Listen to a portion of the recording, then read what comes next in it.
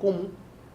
Ela toma a oitava consciência como seu objeto, ela identifica falsamente como um Atman, e isso suscita, provoca a ação das sementes mundanas, que são responsáveis pela continuidade do samsara. Agora, quando a sétima consciência ela é transmutada, ela cessa de ter essa função e ela passa a ativar as sementes supramundanas, que seriam as sementes, quer dizer, responsáveis não só pela cessação do samsara, mas pela própria plena realização búdica. Então, nesse sentido, quando se fala aqui de perturbação, ou conducente ou não conducente à perturbação, perturbação no caso é o samsara. Ou seja, que a oitava consciência ela é apenas a causa indireta da continuidade do samsara. Ela não se constitui como uma causa do samsara de uma forma independente. Ou seja, independentemente da ação que a sétima consciência possa ter sobre ela. Então esse é um ponto importante. Segundo ponto, é essa metáfora da correnteza violenta. Bom, vocês devem saber, acho que isso já foi até discutido assim, durante o debate da aula anterior, que o budismo tem essa concepção da continuidade do fluxo de consciência, que é alguma coisa que ele é empregada para refutar tanto aquilo que nós chamamos a visão nihilista, ou seja, com a morte, todos os fenômenos mentais, tudo cessa naturalmente, quanto a visão dita eternalista, ou seja, a ideia de que existe um átomo, uma substância que perdura eternamente, que não se transforma. Bom, inclusive, é interessante que em chinês, dentro dessa terminologia organizada, existem dois ideogramas que têm sentido bastante distinto. Esse primeiro ideograma, ele é empregado para descrever o Alaya Vijnana, a oitava consciência. Ele indica alguma coisa que não é eterna, que não é imutável, mas que tem uma continuidade extremamente longa. Ela parece eterna, porque ela tem uma continuidade assim, extremamente longa. Agora, esse outro diagrama, sabe? Esse é como se fosse o Atma. Ou seja, ele indica uma eternidade, alguma coisa que não muda, alguma coisa imutável. Então, o Alaya Vijnana é explicado através desse diagrama, não desse. Ou seja, ele parece uma coisa eterna, em função da sua continuidade extremamente longa. Esse é um ponto. Vejam bem, quando nós falamos do Alaya, da oitava consciência, de uma correnteza violenta, por um lado tem aquelas implicações, no sentido de que ele é atravessado pelos kleshas, pelas sementes mundanas, que ele é alguma coisa que contém potencialidades assim, extremamente poderosas, mas também tem esse aspecto de refutar esses dois pontos de vista, do eternalismo, do nihilismo, em função da continuidade do fluxo de sementes. Que, diga-se passagem, eu não gostaria de insistir muito nesses tópicos, porque às vezes são tópicos difíceis de discutir, mas a dificuldade de se compreender a concepção budista, por exemplo, de continuidade do samsara sem Atman, continuidade do samsara em termos, por exemplo, da continuidade do fluxo de consciência. Parece, quando nós pensamos exclusivamente em termos da concepção das 6 consciências do budismo mais antigo, se torna extremamente difícil explicar como é que se pode dar essa continuidade de um fluxo de consciência sem Atman. Mas quando nós pressupomos um conceito como Alaya, ou, por exemplo, a interação entre Alaya e Manas, isso se torna muito mais fácil de compreender e de explicar. Nessa instância, existe um tópico final que também é extremamente importante, de que o Alaya Vijnana, a oitava consciência, ela só é abandonada na condição de Arhat. Aí, com relação a esse trecho, existe uma polêmica bastante antiga, Que é a polêmica a respeito de que, realizada a condição de Arahat, se o Alaya Vijnana continuaria ou não existir. Se ele cessaria com essa realização ou não. Para discutir esse problema, nós primeiro precisamos pensar um pouco. O que dentro dessa... Como que se define o Arahat dentro das traduções de Xuanzang, ou dessa obra em particular? E, geralmente, quer dizer, nós definimos o Arahat como sendo realizado do budismo clássico, alguma coisa completamente diferente, por exemplo, do Bodhisattva. Mas não é essa forma de compreensão que vai aparecer no Tratado da Transmutação da Pura Consciência. Vai aparecer o seguinte, quer dizer, Arahat aqui significa aqueles que realizaram plenamente o caminho em qualquer um dos 3 veículos. Bom, então, nós poderíamos dizer que em maior ou menor grau, aqueles que realizaram plenamente os caminhos dos discípulos, dos ouvintes, dos bodhisattvas, quando eles atingem a plena realização, de alguma maneira, o alaya, a oitava consciência, seria abandonado. Mas aí nós temos que retornar ao tópico, sobre o que está em jogo aqui. Resumindo, toda essa tradição de Xuanzang, ela enfatiza muito, ela coloca uma ênfase muito forte, de que o alaya enquanto tal, a oitava consciência enquanto tal, pelo menos enquanto perduram os 5 agregados, ela não desaparece.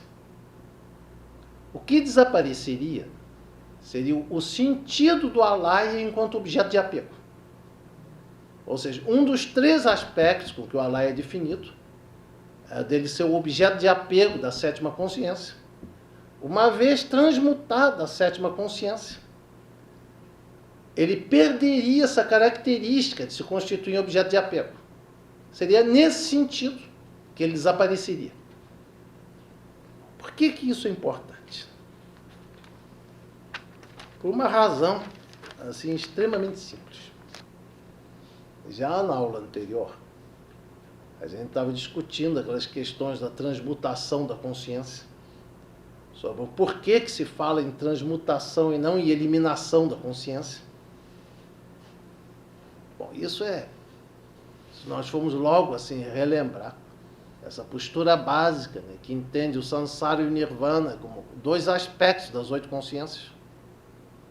Sansara seriam as 8 consciências do seu funcionamento normal. Nirvana seriam as 8 consciências transmutadas. Então, nós poderíamos dizer, né, que isso está ligado precisamente a esse problema, né, de jamais pensar em termos da eliminação de alguma das 8 consciências. A concepção básica em Xuanzang é sempre transmutação. Transmutar a 8ª consciência na sabedoria do espelho. Transmutar a 7ª consciência na sabedoria da igualdade. Todas as 8 consciências são transmutadas nas suas sabedorias correspondentes. Pelo menos enquanto estiverem presentes os 5 agregados, quer dizer, nenhuma delas é considerada como objeto de extinção. Bom, então, basicamente, o que eu tinha a dizer de mais fundamental sobre a 8ª consciência, sobre a Alaya Vijnana é isso. Mas, para concluir, eu só pretendo desenvolver uns poucos comentários sobre a possível relação desse conceito com as ideias, por exemplo, de inconsciente na psicologia. Eu digo isso por uma razão muito simples. Eu me lembro, né, já no fim da minha adolescência, na minha juventude, quando era o tal do adolescente inquieto, que eu já estava falando com vocês, já circulavam aqui no Brasil algumas descrições sobre o que era o Yogacara, sobre o que era o Alaya Vijnana. E isso sempre chamava a atenção dos psicólogos em geral, principalmente dos junguianos. A 8ª consciência sempre foi, por assim dizer, o prato feito dos junguianos. Eu não conheço nenhum junguiano que não se interesse por ela. Você fala de 8ª consciência, você vê os olhos dos junguianos brilhando. E eu acho importante, então, pensar o que poderia existir de comum, mas também quais seriam as diferenças básicas entre essa visão da oitava consciência e os diversos conceitos de inconsciente. Vou falar uma coisa assim bem simples. Então, primeiro, a grande analogia que é possível é que, na medida que a oitava consciência funciona continuamente, seu funcionamento não se interrompe com sono, com sonhos, com nada disso, o funcionamento é contínuo. Ela é um fluxo de consciência ininterrupto. Ela se mantém ativa, seja no estado de vigília, seja no sono, seja em samadhi, qualquer outro estado. Então, nós temos aí não uma identidade, mas pelo menos uma analogia com o conceito de inconsciente. Bom, acredito eu, embora sejam práticas que eu nunca tenha feito, por exemplo, aquilo que no budismo tibetano se chama de yoga dos sonhos, capacidade, por exemplo, de vivenciar conscientemente os sonhos, possivelmente tenha que ver com esse caráter da oitava consciência.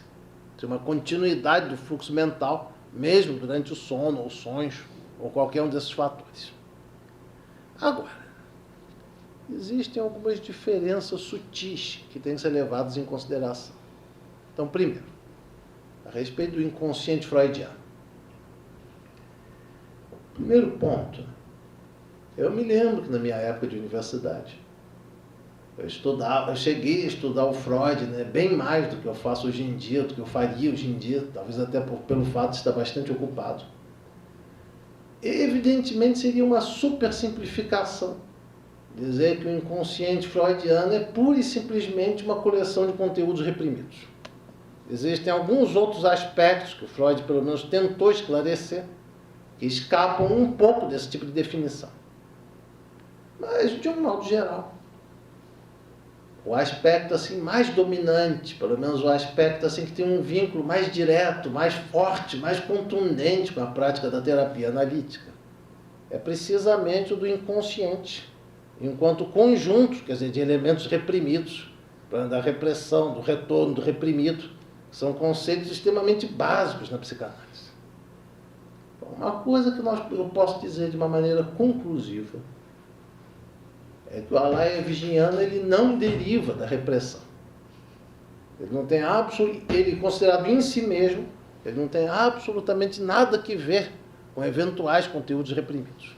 Ou seja, pode até ser que conteúdos reprimidos sejam depositados enquanto sementes no alaya, mas independentemente da existência ou não de repressão, os conteúdos do alaya, o próprio processo do alaya, ele não funciona estruturalmente, ele não se forma a partir de conteúdos reprimidos. Então esse é um ponto, né, que é importante assim destacar. Agora, existem também aquelas tentativas de aproximação, por exemplo, entre a oitava consciência e o inconsciente coletivo junguiano. Que é uma das razões que eu sempre digo, né, que a oitava consciência, a alaya virginiana, sempre foi o prato feito dos junguianos. Os junguianos adoram esse tipo de tópicos. Bom, mas existem algumas diferenças básicas. Primeiro, deixando à parte algumas interpretações modernistas do Yogacara, que nós encontramos às vezes no Japão e em outros países, mas se nós formos pelo menos nos ater à compreensão dita tradicional da oitava consciência, a oitava consciência ela não é em sentido algum coletivo. Por exemplo, as sementes que existem na oitava consciência, elas podem existir desde tempo imemorial. O conteúdo dessa semente, por assim dizer, ela pode ser, às vezes, até semelhante aos arquétipos do inconsciente coletivo, mas na sua definição básica, fundamental, o alaya é quase sempre entendido, quer dizer, como fluxo de consciência de um ser senciente em particular. Ele não é entendido como uma coisa de coletivo. Bom, interpretações modernistas à parte. Eu estou só me referindo às teorias tradicionais. Segundo, pode existir uma analogia entre o conceito de semente, aquelas sementes que vêm desde tempo imemorial, sementes mundanas, sementes supramundanas, sementes mundanas de diferentes naturezas. Muitas vezes, por exemplo, quando essa teoria da semente, né, ela é trabalhada a nível, por exemplo, de sadhanas, de práticas simbólicas. Então, muitas vezes você pode se aproximar do conceito de arquétipo. Mas eu tenho a impressão que o arquétipo junguiano é alguma coisa mais próxima, quem sabe, de uma ideia platônica, de alguma coisa assim mais fixa. E as sementes são muito mais tendências, predisposições, direções, direcionamentos, quer dizer, que o Alaya assume. Então, não vou dizer que seja impossível, quer dizer, uma aproximação, um diálogo em psicologia junguiana e a concepção do Alaya Vigiano, as diversas concepções do Yogacara, mas que esse diálogo, possivelmente, ele teria que pressupor algumas diferenças de base dos conceitos. Bom, é o que eu tinha a dizer na segunda aula, podemos conversar um pouquinho mais. Eu queria entender um pouco a questão das sementes supramundanas, porque realmente de onde vêm as sementes supramundanas, o que significam? Aí eu fiquei parado. Bom, esse é um dos tópicos de debate entre os 10 exegetas. Quer dizer, não existia, por assim dizer, uma teoria, uma compreensão fixa desse tópico. Bom, algumas dessas visões às vezes podem dar a impressão de alguma coisa assim meio mística, meio vaga. Mas existiriam, grosseiramente falando, 3 teorias a respeito. Primeiro, de que as sementes supramundanas elas derivariam de encontros passados com Budas. Quer dizer, em existências passadas teriam ocorrido encontros com diversos Budas, de onde teriam surgido essas sementes supramundanas. Existe uma segunda teoria, de que as sementes supramundanas seriam inerentes ao próprio Alaya. Ou seja, todos os seres sencientes, ou pelo menos a maior parte deles, já teria essas sementes supramundanas dentro do Alaya. Bom, e existe uma terceira teoria, que, bom, falando jocosamente, possivelmente seja a mais fantástica de todas. Se nós formos supor a existência do Dharmadato, do mundo do Dharma, né? Elas emanariam do mundo do Dharma, ou do Dharmadato. Mas aí eu confesso, essa questão da origem, da gênese das sementes supramundanas é um dos problemas mais espinhosos da teoria Yogacara. Mas ao mesmo tempo, como construir um raciocínio assim, sólido a respeito de tudo, se a gente fica com esse terreno movediço bem aí no coração da coisa. Sim, mas veja bem, esse é um ponto fundamental. Que olha bem, a Universidade de Nalanda, ela sempre foi caracterizada, né, por uma quantidade muito grande de debates inconclusos.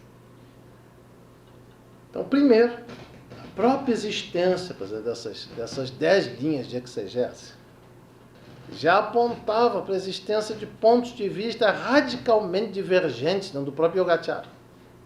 Por exemplo, até a questão que foi colocada se Yogacara e Chitamatra é a mesma coisa ou se é coisa diferente.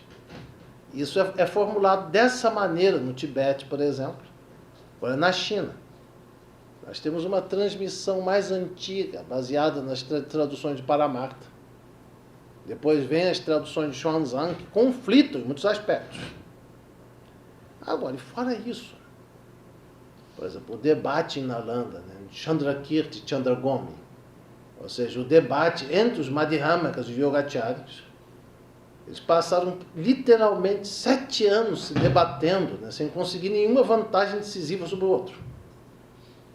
Então, nesse sentido, a teoria Yogacara tem alguns aspectos que são extremamente racionais, que partem de algumas observações bastante pertinentes. Por exemplo, a questão da impossibilidade da teoria mais antiga de explicar aqueles kleshas inerentes, mas ela também tem uma quantidade imensa de questões em aberto. Questões que nós podemos discutir, mas que possivelmente sejam, no mínimo, seja extremamente difícil chegar a uma conclusão definitiva sobre elas. Certo? Não, certo. Eu só assim, eu acho que durante tantos séculos, tantas coisas foram discutidas, aí hoje em dia esse assim, o que eu percebo é uma tendência de se pensar um pouco assim, não, isso não tem mais, já foi tão discutido, não se chegou a nenhuma conclusão, e é isso, eu acho que é essa visão, eu não estou dizendo que seja a sua, ao contrário, mas acaba que pode assim, transformar o budismo em algo que fique mobilizado. Eu acho o debate das ideias sempre assim, relevante, e assim, então, se ninguém chegou à conclusão em Nalanda algum dia, quer dizer assim, não deveria haver sempre uma busca assim, bastante, assim como algum dia os yogacharas fizeram essa busca para enfrentar as contradições, né, da Sarvastivada, eles poderiam assim, continuar vendo. Eu acho que de alguma forma isso parou no tempo.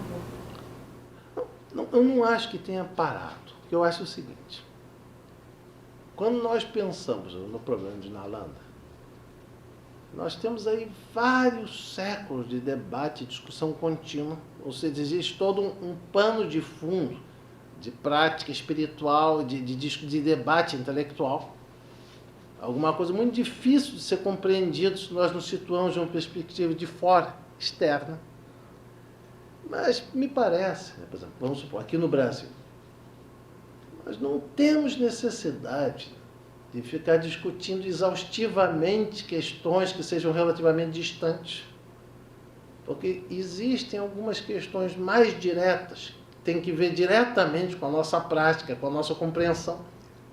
E que antes de discutir essas questões mais a fundo, eu acho que seria extremamente dispersivo discutir esses tópicos. Num certo sentido, eles nem se colocariam para nós diretamente.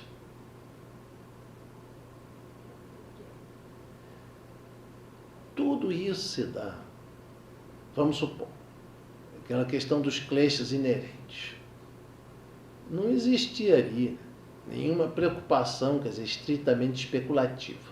Ou seja, eles estavam praticando. Eles começavam a perceber uma série de obstáculos à prática. Começavam a perceber que a teoria tradicional não dava conta desses obstáculos. Então eles começaram a pensar a partir dessa circunstância. Bom, quando nós pensamos dessa forma, as questões se tornam extremamente concretas, extremamente palpáveis, têm relação direta com a nossa realidade. Agora, esse tipo de questão, vamos supor, a existência de kleshas inerentes, que existiriam todas essas barreiras, essas dificuldades em função... Isso é alguma coisa relativamente fácil de relacionar com o tipo de prática que nós temos.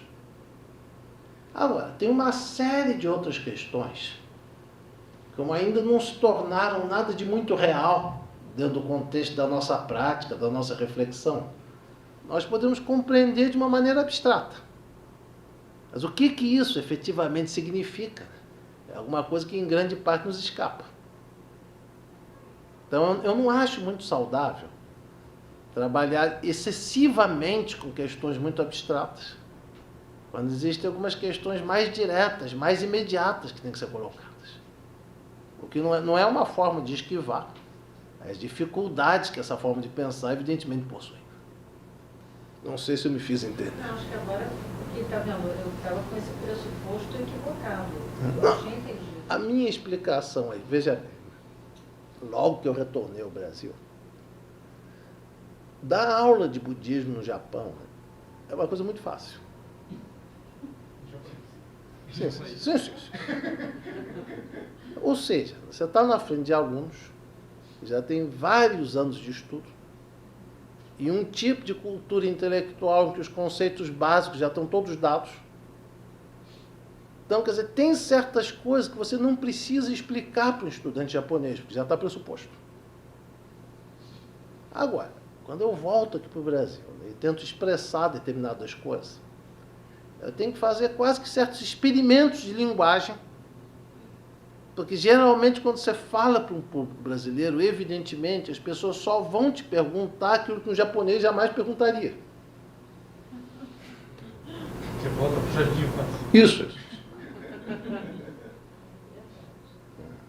Então, por exemplo, como eu procurei contrastar o que seria a visão Sarvastivada e a visão Yogacara, então o tipo de descrição que eu desenvolvi, o tipo de linguagem que eu desenvolvi, realmente ele pode criar essa ilusão que eu estivesse falando de uma cisão real. Mas não se trata de uma cisão real, porque dentro da visão Yogacara, a experiência sempre é apenas a experiência da consciência.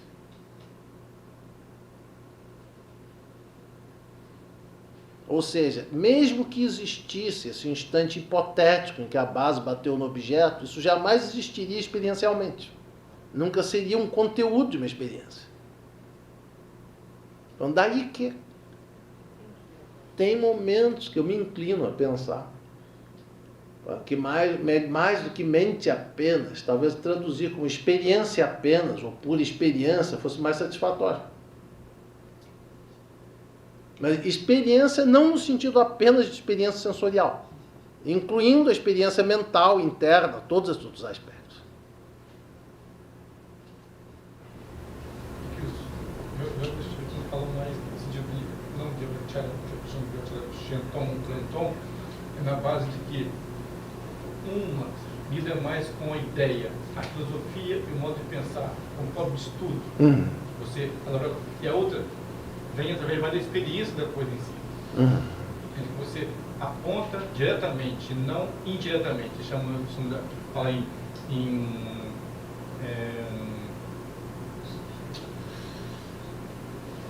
percepção válida direta e percepção válida indireta. Indireta seria através da análise.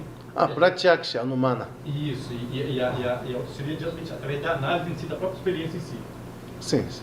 Em que a Yogacara daria mais ênfase à experiência, à prática em si, trazer aquilo que veio da prática do que veio da análise especulativa e filosófica das coisas. Certo. Temos que trabalhar mais esses tópicos. Você falou sobre o negócio de uma coisa mais moderna da Yogacara, sobre o Jung, a consciência coletiva. Vamos fazer as coisas aí agora. A oitava consciência Vairocana, ela é individual, certo? Então isso contrasta com a ideia do coletivo do Jung. E tem essas ideias novas que talvez possam soar coisas diferentes. Não poderia ser que, devido ao meio, ou digamos assim, a manifestação do meio dessas consciências individuais e serem depositadas sementes parecidas, similares nelas, não agiria talvez depois em conjunto como uma coletiva, porque poderiam, quer dizer, a oitava consciência não só é depósito, como também ela é a fonte que produz as coisas, né? Que ela, como fala, ela não só ela recebe, como ela também joga. Sim. Né? Para circular entre as outras consciências. A sétima cliente e as outras 6 já faz isso vir a circular.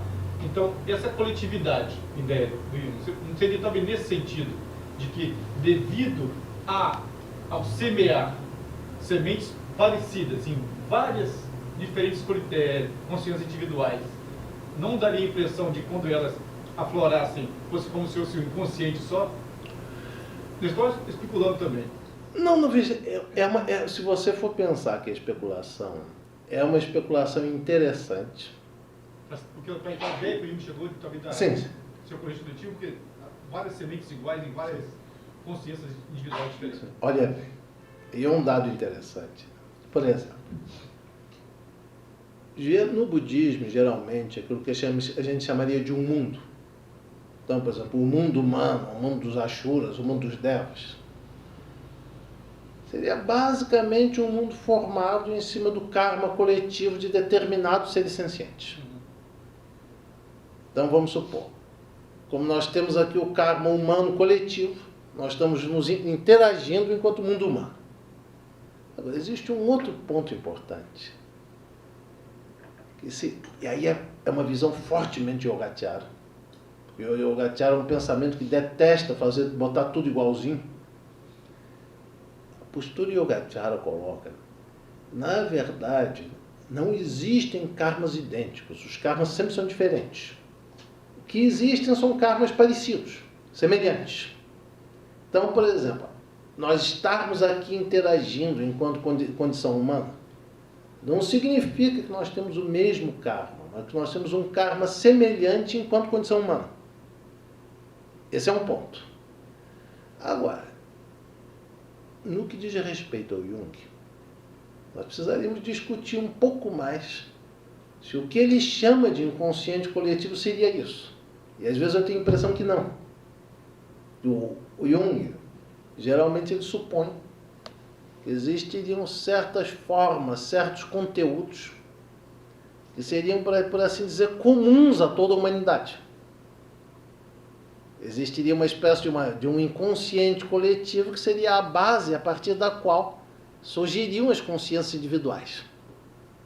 Bom, existem autores budistas, influenciados pelo pensamento moderno, às vezes até pelo próprio Jung, que tentam interpretar o Alaya Vijnana, a oitava consciência, nesses moldes. Eu não sou necessariamente contra isso, mas eu só gostaria de enfatizar que não é bem isso que a tradição fala. Então, muitas vezes, a gente pode até ser autorizado a fazer interpretações modernas de determinados conceitos, desde que a gente esteja plenamente consciente que a tradição, na base, não dizia bem isso. Até porque a experiência individual. Sim, sim. Quer dizer, esse é um ponto. Não é, por exemplo, que o Yogacara pense que como o karma de todo mundo é diferente, então nós estamos desconectados, não existe conexão nenhuma, está cada um no seu lado. Não, nós temos uma conexão na medida que nós temos karmas semelhantes. Isso possibilita a formação de um mundo comum. Realmente, né? É uma característica Yogacara muito forte, se opor à ideia, por exemplo, de karmas idênticos. Isso é visto assim como virtualmente impossível. Não sei se eu me fiz entender. Teríamos que debater esses assuntos mais a fundo. Bom, só uma pergunta indiscreta. Tem algum junguiano presente? Aí levantam três, né? Hã? Você está certo.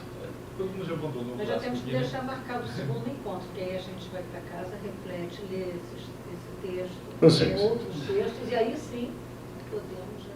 Bom, hoje é uma introdução, basicamente. Sim.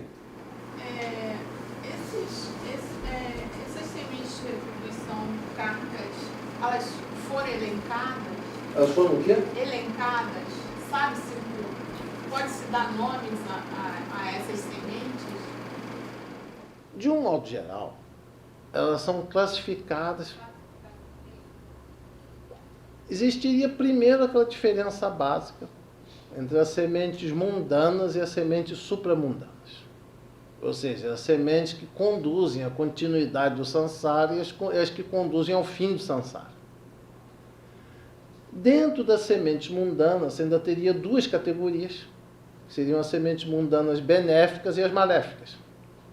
Então, exemplificando, por exemplo, com a roda da vida, em função das sementes maléficas, pode ocorrer o nascimento, por exemplo, nos infernos, fantasmas famintos, das funções dessas sementes mundanas benéficas, por exemplo, nos devas. Ou seja, seriam as experiências positivas dentro dos limites do samsara. Os kleshas, eles têm algum relacionamento com essas sementes? Tem de uma forma indireta pelo seguinte. Hoje nós ainda vamos estudar um pouco a sétima consciência. Existem aqueles 4 kleshas associados à estrutura da sétima consciência, que são precisamente os kleshas chamados inerentes. Esses kleshas, por assim dizer, eles ativam, eles suscitam as sementes mundanas da oitava. Agora, existe uma outra categoria de kleshas, né, que são associados à sexta consciência, que são aqueles kleshas que se dão na nossa interação com o mundo. Esses, de uma certa forma, eles são influenciados pelas sementes do Alaya.